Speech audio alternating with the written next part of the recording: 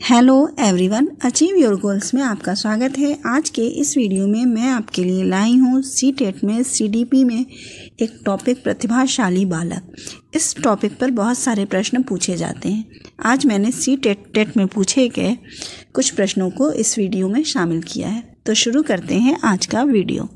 Question number 1 है, 130 से अधिक IQ वाले बालक कहलाते हैं। ऑप्शन ए मानसिक रूप से पिछड़ा, बी सामान्य, सी प्रतिभाशाली और डी समस्यात्मक।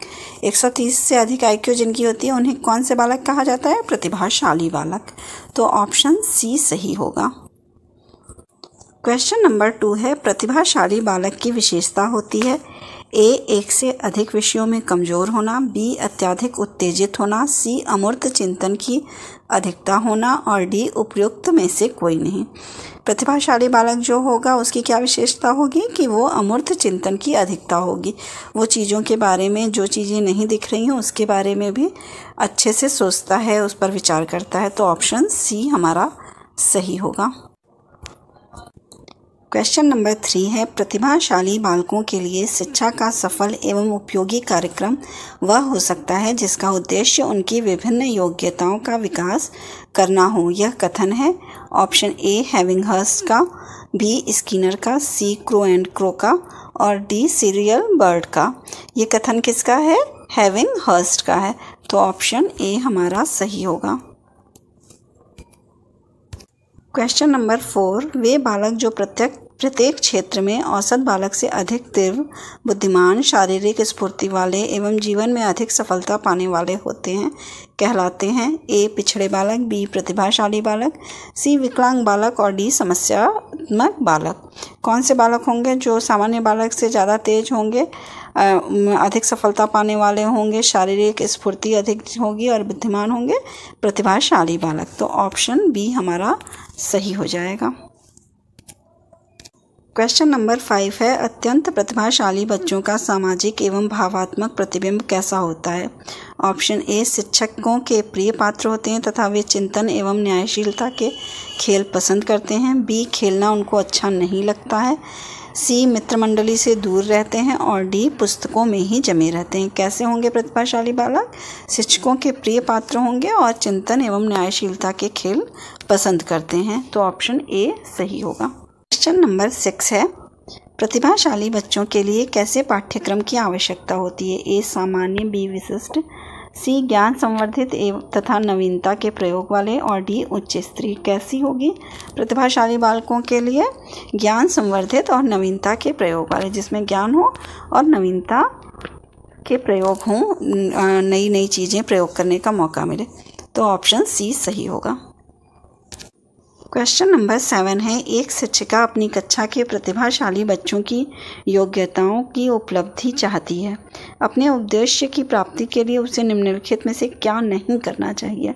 ए उनकी सृजनात्मकता को समृद्ध करने के लिए उन्हें चुनौती देना, बी गैर शैक्षणिक गतिविधियों में आनंद लेना सिखाना, सी तनाव को नियंत्रित करना सिखाना और डी विशेष ध्यान के लिए उन्हें उनके समकक्षियों से अलग करना। तो क्या नहीं करना चाहिए? विशेष ध्यान देने के लिए उन्हें उनके समकक्षियों से अलग करना, ये नहीं करना चाहिए।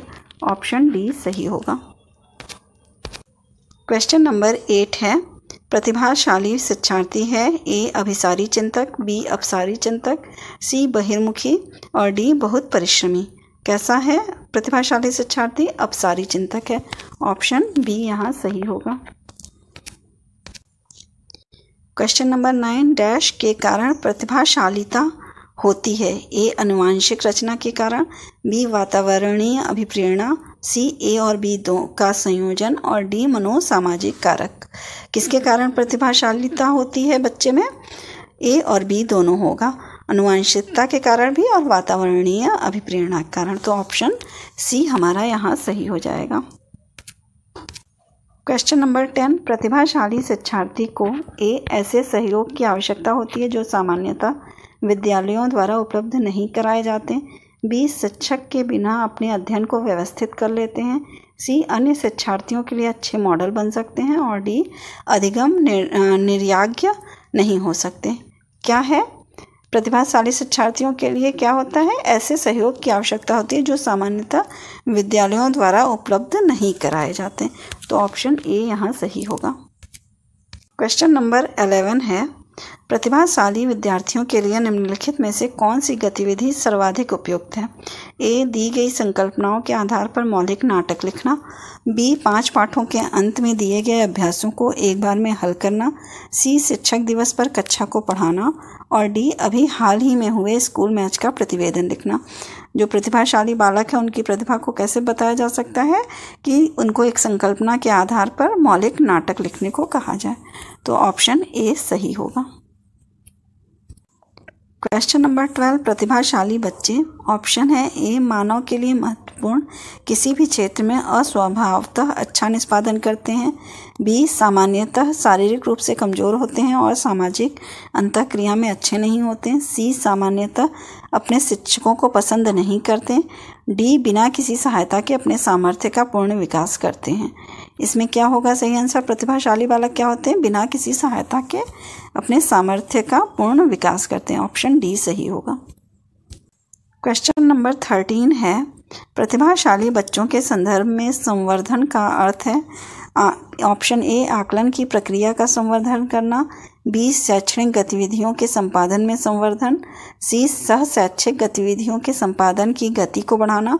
डी, ऐसे विद्यार्थियों को वर्तमान स्तर ग्रेड को छोड़कर अगले उच्च स्तर ग्रेड में प्रोन्नत करना। तो यहाँ पर क्या पूछा जा रहा है कि संदर्भ में संवर्धन का अर्थ है। संवर्धन का अर्थ क्या होता है कि ऐसे विद्यार्थियों को वर्तमान स्तर को छोड़कर अगले उच्च स्तर के ग्रेड में प्रोन्नत करना। ऑप्शन डी यहाँ सही होगा। क्वेश्चन नंबर 14, प्रतिभाशाली विद्यार्थी। ऑप्शन ए, अपनी आवश्यकताओं को दृढ़तापूर्वक नहीं कह पाते। बी, अपने निर्णयों में आत्मनिर्भर होते हैं। सी, शिक्षकों से स्वतंत्र होते हैं। डी, स्वभाव से अंतर्मुखी होते हैं। प्रतिभाशाली विद्यार्थी कैसे होते हैं? अपने निर्णयों में आत्मनिर्भर होते हैं। ऑप्शन बी सही होगा। क्वेश्चन नंबर 15, प्रतिभाशाली विद्यार्थी अपनी क्षमताओं को तब विकसित कर पाएंगे जब ए, बार बार उनकी परीक्षा होगी। बी, वे अन्य विद्यार्थियों के साथ अधिगम प्रक्रिया में जुड़ते हैं। सी, उन्हें अन्य विद्यार्थियों से अलग किया जाएगा। वे निजी कोचिंग कक्षाओं में पढ़ेंगे। Option D. कब होगा उनके जो है क्षमताओं को तब विकसित किया जा सकेगा जब वे अन्य विद्यार्थियों के साथ अधिगम प्रक्रिया से जुड़ते हैं। ऑप्शन जो है बी सही होगा। अगर आपको मेरी ये वीडियो पसंद आई हो तो प्लीज़ लाइक और सब्सक्राइब करें। Thank you.